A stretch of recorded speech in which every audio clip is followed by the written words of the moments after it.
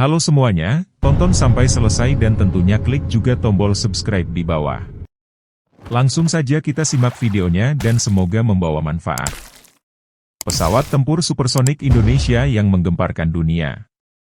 Indonesia merupakan negara yang besar dan memiliki wilayah yang luas, sehingga dibutuhkan pesawat tempur yang mumpuni untuk mengamankan kedaulatan wilayah NKRI. Melihat situasi dan kondisi geografis Indonesia yang seperti itu, tentunya modernisasi alutsista adalah hal yang wajib dilakukan, salah satunya dengan membeli atau membuat pesawat tempur yang handal dan modern, dan pesawat tempur canggih KF-21 Boramae yang menjadi pilihan dalam rangka modernisasi alutsista. Berikut ini adalah 3 alasan mengapa Indonesia memilih pesawat tempur KF-21 Boramae, di antaranya adalah 1. Upaya modernisasi alutsista. KF-21 Boramae adalah pesawat tempur generasi ke-14 yang dilengkapi dengan teknologi mutakhir. Indonesia perlu melakukan modernisasi alutsista untuk mempertahankan keamanan negara dan melindungi kedaulatan wilayah. 2. Kemampuan pertahanan udara. Dengan kemampuan yang dimilikinya, KF-21 Boramae bisa membantu Indonesia meningkatkan kemampuan pertahanan udaranya.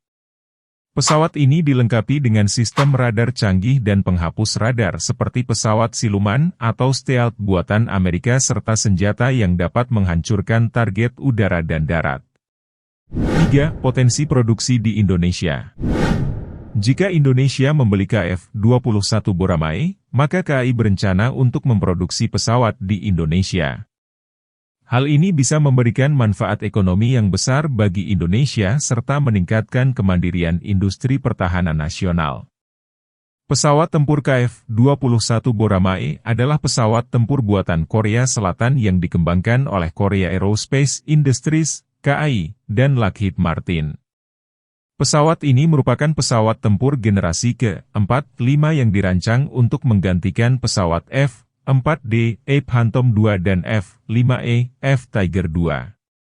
KF-21 Boramae memiliki beberapa fitur teknologi mutakhir seperti stealth, penginderaan elektrooptik dan inframerah, dan sistem kendali tembakan canggih. Selain itu, pesawat ini juga dilengkapi dengan senjata yang beragam seperti rudal udara ke udara, rudal udara ke darat, dan senjata nuklir. Pesawat ini memiliki panjang 16,9 meter dan rentang sayap 10,7 meter. KF-21 Boramae menggunakan mesin 2 buah General Electric F414, sehingga mampu mencapai kecepatan supersonik hingga Mach 1,8. KF-21 Boramae masih dalam tahap pengembangan dan untuk produksi massal pada tahun 2028. Pesawat ini diharapkan dapat meningkatkan kemampuan pertahanan udara Korea Selatan dan membantu mengurangi ketergantungan pada impor pesawat tempur dari negara lain. Pada tanggal 15 Juli 2010 ditandatangani MOU oleh Administrasi Program Akuisisi Pertahanan Korea Selatan dan Militer Indonesia. Tahun 2014, dilakukan penandatangan kesepakatan kerjasama pengembangan pesawat tempur tersebut. Penandatangan dilakukan oleh Menteri Pertahanan Indonesia Purnomo Yusgiantoro dan Dubes Korea Selatan Cho Tae-yang. Dengan masuknya Indonesia, selain nama KFX, pengembangan pesawat ini disebut juga IFX, IF tentu saja berarti Indonesian Fighter. Dalam kesepakatan kerjasama, pemerintah Korea Selatan akan menanggung 60% biaya. Sedangkan 40% sisanya, dibagi dua antara perusahaan-perusahaan domestik Korea terutama Korean Aerospace Industry dan pemerintah Indonesia. Jadi, pemerintah Indonesia akan menanggung 20% dari biaya program pengembangan pesawat ini. Proyek ini sendiri, bernilai total 18 triliun won. Yakni 8 triliun untuk tahap pengembangan dan 10 triliun won untuk tahap produksi. Untuk tahap pengembangan yakni 8,8 triliun won atau 8 miliar dolar. Jika dirupiahkan, sekitar 112 triliun rupiah. Dengan demikian, Indonesia harus membayar iuran sekitar 20,3 triliun rupiah. Wow. Pada tahun 2016, mulai dilakukan produksi prototip. Di tahun 2016 ditandatangani kesepakatan pembagian tugas. Indonesia melalui PT Dirgantara Indonesia, diberi jatah memproduksi 20% komponen pesawat yakni sayap utama, ekor horizontal dan ekor vertikal. Untuk ini, PT menyiapkan 2 hangar baru, 1 hangar untuk produksi dan 1 lagi untuk pembuatan material komposit.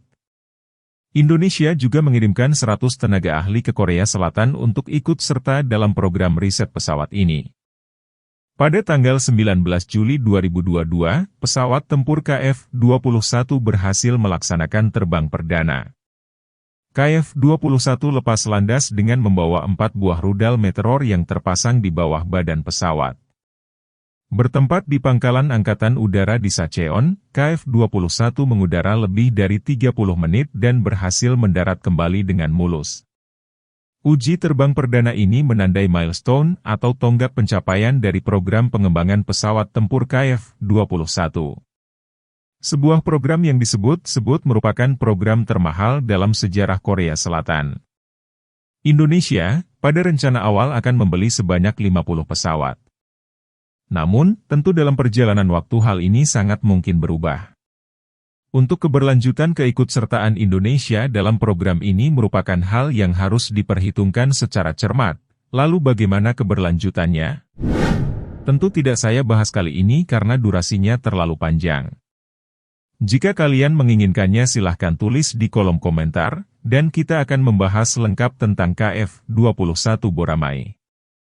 Mulai dari latar belakang dan perjalanan pengembangan, keterlibatan Indonesia dan tarik ulur negosiasi antara Indonesia dan Korea Selatan, desain dan spesifikasi pesawat, serta rencana pengembangan pesawat di masa depan.